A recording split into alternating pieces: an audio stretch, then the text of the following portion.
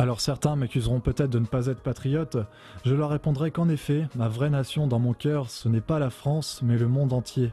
Nous sommes tous humains, je dirais même terriens, pour bien faire comprendre ma logique. La seule différence qui peut exister, c'est uniquement à travers nos actes. C'est pourquoi je n'ai pas mis le filtre du drapeau français sur ma photo de profil Facebook. Le monde entier a condamné les attentats et a apporté son soutien à la France, mais ne l'a jamais fait pour ces pays du Moyen-Orient qui en souffrent tous les jours. Il n'y a jamais eu de filtre de drapeaux syriens, irakiens et j'en passe sur Facebook. Il n'y a jamais eu d'application Facebook dans ces pays permettant que chaque profil précise qu'il est en sécurité. C'est tout simplement une différence de traitement dont je ne veux pas participer. Koulibaly avait d'ailleurs dit dans sa vidéo posthume « Vous attaquez l'État islamique, on vous attaque. Vous ne pouvez pas attaquer et ne rien avoir en retour ». De plus, la France et les États-Unis et la coalition en général ont toujours joué avec le feu avec les groupes djihadistes. S'ils servaient leurs intérêts économiques, ils leur fournissaient des armes et les appelaient les groupes rebelles de libération. Mais dès qu'ils devenaient ingérables, ils étaient alors fichés comme groupes djihadistes. Depuis des dizaines d'années, auréolés de leur sentiment de supériorité sur le monde, ces gouvernements ont cru avoir le pouvoir de façonner le monde à leur image, en destituant des leaders et des dictateurs au gré de leurs intérêts et en permettant à d'autres d'accéder au pouvoir parce que cela les arrangeait. Il ne faut pas se voiler la face, nous vivons dans un monde en guerre. La Russie, la France et les États-Unis bombardent la Syrie. L'Arabie Saoudite bombarde le Yémen.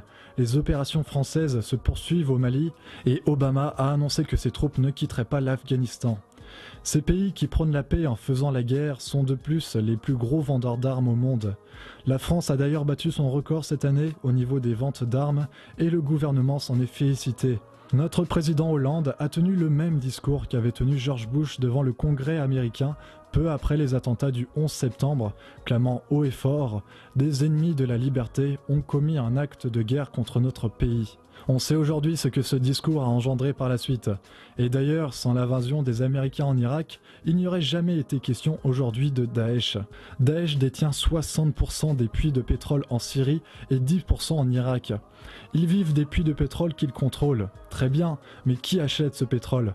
Car désolé, mais on ne peut pas gagner des millions de dollars en vendant des bidons de pétrole sous le manteau. Tout ceci se fait par camion et par bateau, et ce genre de déplacement n'est clairement pas discret. Daesh récolterait 1,5 million de dollars de revenus pétroliers par jour, en écoulant quotidiennement 30 à 40 000 barils. Cela équivaudrait à 500 millions de dollars accumulés par l'organisation terroriste pour financer son empire. L'une des solutions serait donc de couper les sources financières de cette organisation. Les gouvernements ont une occasion de combattre Daesh entre guillemets pacifiquement.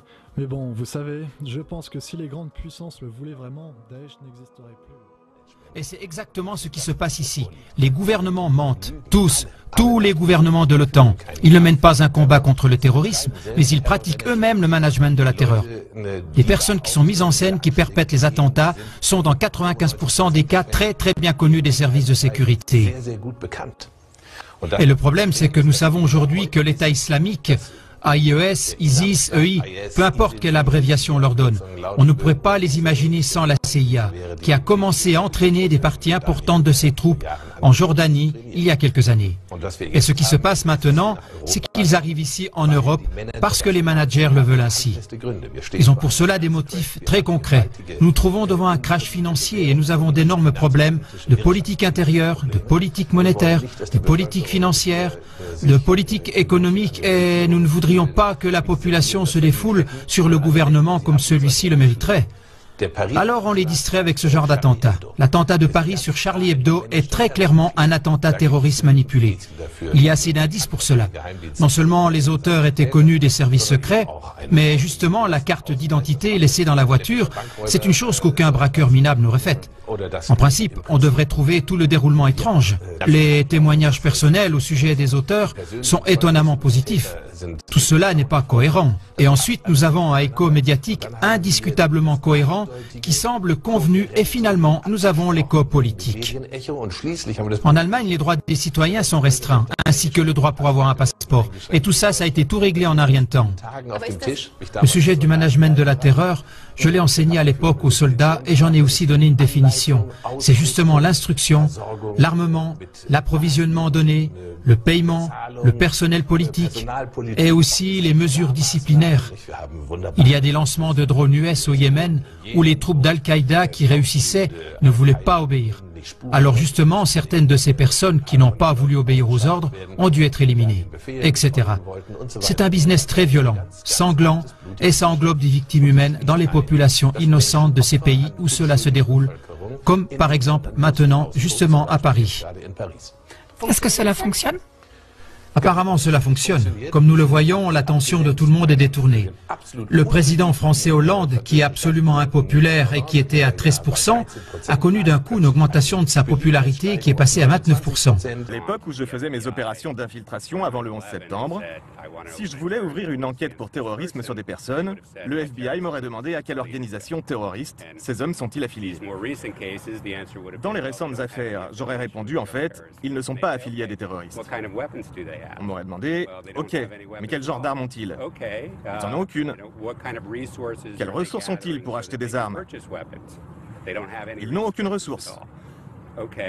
Quel est leur complot terroriste? Ils n'ont aucun complot en tête.